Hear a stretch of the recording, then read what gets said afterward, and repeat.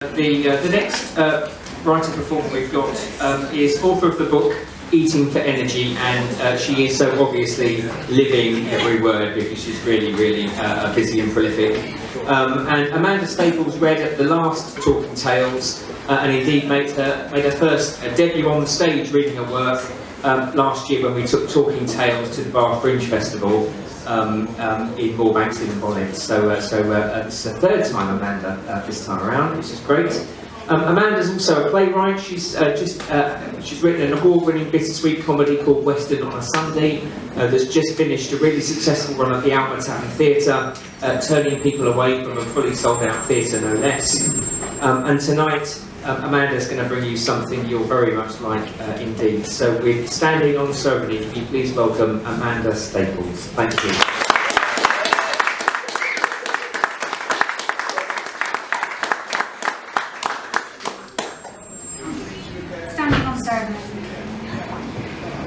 Zara notices James check his watch and fitted with his cravat for the umpteenth time. She hears him sigh as he looks up and down the road. He shakes his head. No sign. They'd given up waiting inside the registry office 30 minutes ago when the registrar told James he'd lost his slot. She'd offered to bolt him on at the end of her working day as a quickie. Zara hopes to God Cheryl will be here by then, within the next hour, surely. Have you tried calling again? Zara asked, joining him on the steps. They move aside to let the latest newlyweds pass, then realise they're photobombing and move back inside. Voicemail. I know what everyone is thinking. James sighs. Zara touches her brother's arm. No one thinks Cheryl will stitch you up, honest.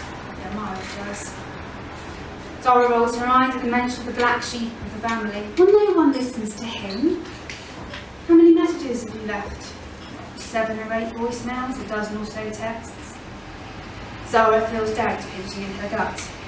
Well, perhaps Bethany doesn't have her phone on her. Maybe she forgot it, she suggests in a voice that sounds too chirpy when she speaks. But where are they? Her brother's broad shoulders droop. Well, like I said, I think they've broken down, and if Bethany forgot her phone and Cheryl said she wasn't bringing hers, then, well, Zara trails off. But surely the driver would contact the car company and they would call me. Look, James, Cheryl booked the car. They have her number as a contact, not yours. Does she even know your number off by heart? No, exactly. People don't remember numbers these days. There you go. James smiles at her. Well, you're just like Mum. Answer to every problem. How's Dad doing? Oh, you know, drinking stout, putting the world to rights with Cheryl's dad. Odd that she didn't want him in the car with her. And your uncle has given her away, you say? Well, I'm surprised Dick is even here, to be honest, James says. Well, I thought they'd sorted their differences. I thought you all had. Well, I guess when your daughter marries someone who is 3 years your junior, it takes a bit of getting used to, James remarks. Cheryl is no spring chicken. It's not like she's a daft girl who doesn't know her own mind. I mean, she's nearly 50, isn't she? 47. Oh, 22 years different is nothing at our age. I mean, if she was 20 and you were 42, now that's a bit sugar daddy pervy, isn't it? Zara falls her face. Oh, thanks. I don't think that's how it is with you two. It's different when you're more mature. You know, you do sound uncannily like Mum. James smirks and Zara punches him on the arm. Oh, I miss Mum. She'd have loved this. She'd have loved Cheryl. She probably misses her mum too and wishes she was here. Shame, isn't it? Poor Cheryl losing her mum so young. That's probably the deal with her dad, you know, overprotective. He's had to be mother and father to both his kids, both girls. That can't have been easy. And he never remarried in all that time. Zara sighs. It's romantic. Well, I'll tell you what isn't romantic. Standing in a drafty doorway. Come on, you may as well go to the pub. If I stand outside the smoker's heater, I can see across the road. James checks his watch and his phone once more, and Zara can tell by his face he is disheartened at the time that has passed and the lack of response to his calls. He's starting to lose faith. She's got 40 minutes. I'm sure she can get here by then, Zara says in her most reassuring voice. I'm sure there's a perfectly reasonable explanation. You'll be laughing over at the speeches, you'll see. Miles is propping up the bar when they enter the pub.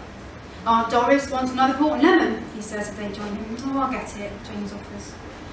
"She's got to be the only person alive drinking that combo." "So, still no show from the blushing bride, old boy?" Miles snaps his brother on the back, and Zara cringes knowing just how much her brother hates that. "The old girl's going to be sloshed by the time Cheryl gets here, assuming she does, of course. I'll have to fireman's lift old Doris up the steps." "So, when are you going to admit defeat, call it a day and unleash the food? I could gnaw a hind leg off a heifer." "Miles," Zara taps, "get some bloody nuts or something." "Well, for my money, or should I say hers potentially, it'd make more sense for her to marry you and then do a bump rather than jilt you." "Shut up," Zara snaps. "Oh, she's a gold digger, plain to see," Miles nods. "Only to you, I like her." "I never said I didn't like the woman, just that it's obvious what she is. I mean, it's only a matter of time, eh, James?" "Tick, tick, tick." Miles covers his heart with his hand, laughing. "Well, not everyone thinks like you. Can't you keep your opinions to yourself just for today?" "That's not just me, I'm just saying what everyone is thinking." "No, you're not. Why are you even here, Miles? No one likes you." Zara rolls her eyes. "Zara," James says. And Zara hears the familiar warning tone, always the peacemaker. "What? I'm just saying what everyone else is thinking," Zara says with a sarcastic smile.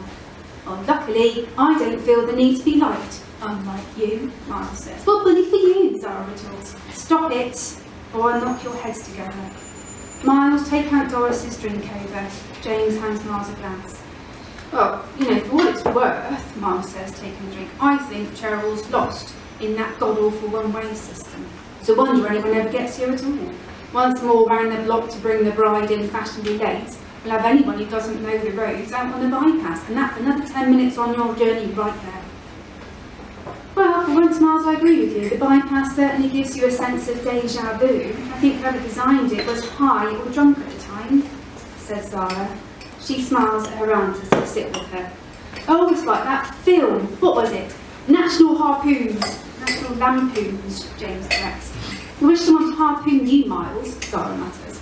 "Oh, great film. Didn't they strap an old woman to the roof rack? Hey, we can try that on old Doris. I bet they're just driving around and around in the bridal car. Hey, look, kids, Big Ben, Houses of Parliament," Miles chuckles, quoting the film. "Big Ben," Aunt Doris mutters, fiddling with her hearing aid. "Did I hear you right?" "Oh, ignore him, Auntie," Zara says. "Oh, I tried, dear, but even when I took my hearing aid out, I could still hear his voice yammering on. Like a foghorn." Aunt Doris sips her drink and grimaces. "Oh, still can't get used to the taste." "Oh, port and lemon? Wasn't that what you asked for?" "Oh, trust Miles not to listen. Look, I'll get you another." "Oh, no, dear, it's what I asked for." "But if you don't like it, why drink it?" "Oh, to be sociable, dear, it's what I've always had. You'd think after 60-odd years I'd be used to it. Still, I do believe in persevering." "Oh, look, Auntie, let me get you something else," Zara offers. "Oh, no, dear, it's far too late for change at my time of life. Your uncle bought it for me when we were courting. I didn't like to say then I wasn't keen, so it's sort of stuck." "Well, if you change your mind." Zara is distracted by a commotion. A few people move towards the windows and outside. "Well, back in a mo," she winks at her aunt and joins her brothers. James and Miles and a few of the wedding guests are craning out of the doors to look across the road. A police car, the lights still strobing, has pulled up in front of the registry office. 2 police officers are talking to another wedding party on the steps. The groom shrugs and shakes his head as one police officer begins to climb the steps of the building. James sprints across the road. Unable to run in her heels, Zara shouts after him. A hubbub breaks out in the doorway. More people spill onto the street. Zara removes her shoes and charges after James. "I'm not the father of the bride, I'm the groom. I'm James Delaney," she hears James confirm as she pops up the steps to join him. The other wedding party has congregated at the bottom of the steps and are staring up, whispering to each other. She's already caught the words "accident" and "taken to hospital." Are you sure you wouldn't rather go inside and sit down, sir?" James shakes his head. "Well, as I say, we've spoken to the driver, and by all accounts, a car in front was trying to overtake a hearse. He misjudged and crashed into an oncoming car on the brow of a hill. Mrs. Bethany Truman reports that her sister, your fiancée, Miss Withers, wasn't wearing her seatbelt. Trouble getting it around her gown, apparently. I'm very sorry to report Miss Withers was thrown. from the seat, Mr. Delaney, and died of her injuries. It was almost instantaneous. It often is with head injuries and RTAs. James stands still and speechless. Zara sees him tense his jaw, just like her mum died. No tears. She reaches out to him. "Oh God, James, oh God, oh God." Zara clutches her brother, but he turns away. "Are you family, miss?" Police officer addresses her. "What? Yes, I'm his sister, and oh God, her father and uncle. Someone should..." Zara gesticulates at the pub. "We'll handle that. Our condolences, sir," the officer says. The police move away as people in the streets tentatively approach. News of Cheryl's death, as bad news always does, spreads like an infectious disease. People cover their mouths as they inhale it. Zara gently moves James inside the building. She sits with him, her hand on his shaking knee, waiting. Miles, tumbling through the door in his usual ungraceful fashion, spies them both and barrels over. "Well, I thought someone ought to let the registrar know. She's probably given her up for dead anyway, excuse the pun, and I thought since we were here, we could speak to her about registering the death." "Oh, Miles!" Zara shoots to her feet, and as Miles opens his mouth to speak, Zara punches him in it.